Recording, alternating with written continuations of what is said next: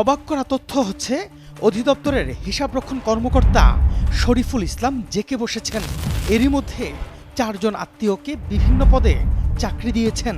শ্রমভবনের কলকারখানা শাখায় স্ত্রী শামীমা বেগম পরিদর্শক পদে, ফুফাতো ভাই অফিস সহকারী আইয়ুব আলী রয়েছেন দিনাজপুরে, ভাগ্নি জামাই খাইরুল ইসলাম অফিস সহায়ক পদে আছেন রাজশাহী বিভাগীয় শ্রম অধিদপ্তর কার্যালয়ে, ভাগিনা হুমায়ুন কবির পলাশ রংপুর উপমহাপরিদর্শকের কার্যালয়ে অফিস সহায়ক পদে কর্মরত। আমরা শরীফুল ইসলামের সাথে কথা বলতে চাই। ওটা ঘুরে রাখ, ওই মুখটা একটু ওইদিকে দেন।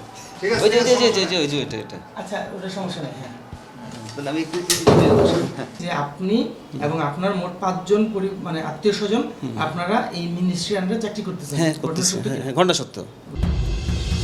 অনুসন্ধানে পাওয়া ভিন্ন একটি তথ্য হচ্ছে 2018 সাল থেকে এখন পর্যন্ত কারো কোনো পদোন্নতি না হলেও শরীফুল ইসলাম 3য় শ্রেণীর কর্মচারী থেকে হিসাবরক্ষণ কর্মকর্তা হিসেবে 9ম গ্রেডের 1ম শ্রেণীর কর্মকর্তায় পদোন্নতি পান।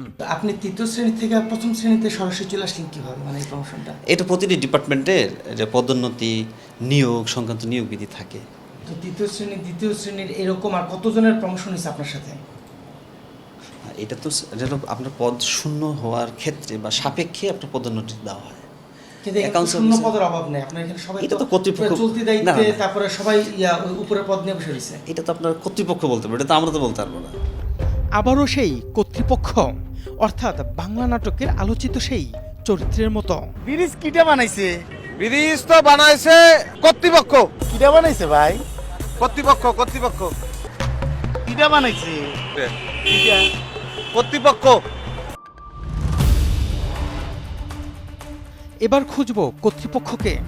প্রথমেই শ্রম অধিদপ্তরের পরিচালক প্রশাসন মোহাম্মদ গিয়াসউদ্দিনের সাথে কথা বলি আমরা।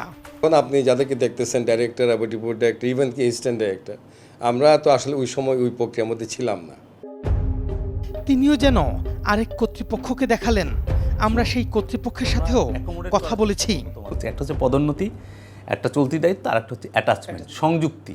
হ্যাঁ, সংযুক্তির ব্যাপারে আমাকে একটা তালিকা করা হচ্ছে। এই জিনিসটাকে আমি খুব একটু সিরিয়াসলি নিলাম, আপনার এই বক্তব্যটাকে। এটা নিয়ে আমি একটু কাজ করতে দেন, তারপরে হয়তো আপনি একটা ফলো আপ পরে আপনি দেখেন। শ্রম অধিদপ্তরের মাত্র কয়েকটি চরিত্রকে দেখিয়েছি আমরা, তবে এমন চরিত্র এখানে অসংখ্য। এখন দেখার অপেক্ষা কর্তৃপক্ষ কি পদক্ষেপ নেয়। দর্শক, সুনির্দিষ্ট কোনো তথ্য, পরামর্শ কিংবা অভিযোগ থাকলে যোগাযোগ করতে পারেন স্ক্রিনে দেখানো নাম্বারে। জানাতে পারেন সামাজিক যোগাযোগ মাধ্যমেও।